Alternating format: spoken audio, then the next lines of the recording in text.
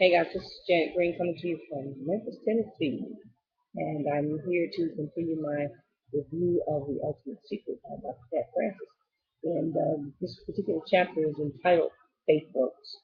And just to give you her opening little synopsis here, she says faith not only works as it pertains to being one of the necessary things for success, but it works. So faith literally works. It means it labors, it moves, it can be set in motion. Faith is active. Faith creates. And how do people know that you have faith? They know faith by not what you say, but necessarily, but by what you do. Faith is an attitude, and if you have an attitude of faith, then that attitude can be cultivated. The Bible calls it a spirit of faith. What is a spirit of faith? First Corinthians, 2 Corinthians 4:13 says this: I believe, therefore have I spoken with that same spirit of faith, and also believe and therefore speak. Now that word spirit refers to an attitude, a passion, a commitment. It talks about conversation and positioning. So then, um, spirit of faith. We've all heard this saying, attitude determines altitude, and that is so true.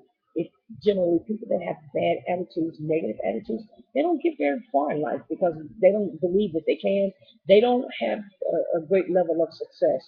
But people that have a spirit of faith, they are positive, optimistic kinds of people, and some of the um, good things about the spirit of faith. The spirit of faith allows you to be agents of change because if you have a spirit of faith, I mean, you basically are an optimistic kind of person. You walk into a room and you light the room up. You people are glad that you're there. Your atmosphere changes. If it's not good, when you come in, things change. And also the other thing about the spirit of faith dissipates fear. In the presence of faith, fear has to flee. Now, I want to share with you a story though about, and I said I would share with you this story in the Bible about Peter, and I know you probably already know the story. But Peter walks on the water with Jesus, right? So Jesus is out in the water, and Peter says, "Jesus, can I come out there? Make sure you let me come." So Jesus says, "Come on out, Peter." Peter gets out of the boat, walks on the water, but something happens. While he is in the water, he starts listening to the wind. He starts looking at the waves, and then so those external things begin to work against his faith, and then that internal thing of fear really just causes his faith to just drop to the level where he is now drowning, and he calls out to Jesus to save him. Jesus gives him his hand and he looks at Peter and he says, Peter, why did you have such little faith? In other words, I'm right here. Why could you not believe? And that brings me to this point. This story of Peter walking on the water actually depicts three different kinds of people. And the first kind of person is the risk taker. Peter at this time was a risk taker. Stepped out of that boat knowing that he'd never walked on water, but he figured risk takers are people that realize if I don't do something different, if I don't get out of the boat, then my life is just gonna be like it is. It's just gonna be mundane. It's not gonna be exciting. I'm not gonna be able to live that life that Jesus promised us. And that is a life. Uh, he said, I came that you might have life and life more abundantly. And so risk takers are people that really are looking forward to living that abundant life.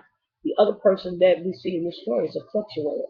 What are fluctuators? They're the people that start off in faith. They get out and they get out of the boat, they start walking, but they're not able to sustain themselves. They don't have enough faith to sustain themselves during the winds and the waves and the trials and the troubles and all of those kind of things.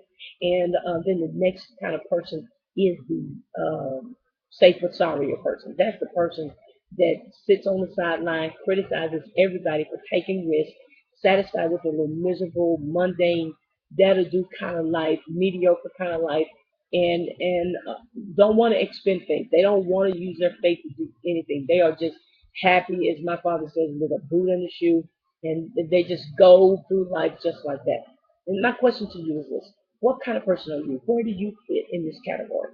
Now, if you fit in two or three, uh, there's hope for you. There's hope for you. If you're struggling with faith, there's hope for you. Now, and I want to share that with you. I want to show you how to get some answers to that. But the way you're going to get those answers, I'm going to finish this review, as I said, on my blog post. So click beneath this video, go to my blog post, and we're going to share some additional nuggets with you from from this particular chapter.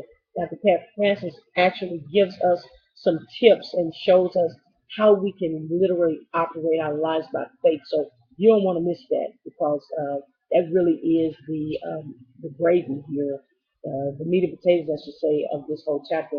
How do I live by faith? So click the link that is under here and go to my blog post, and I will share with you the rest of this review for this particular chapter. Have a great day.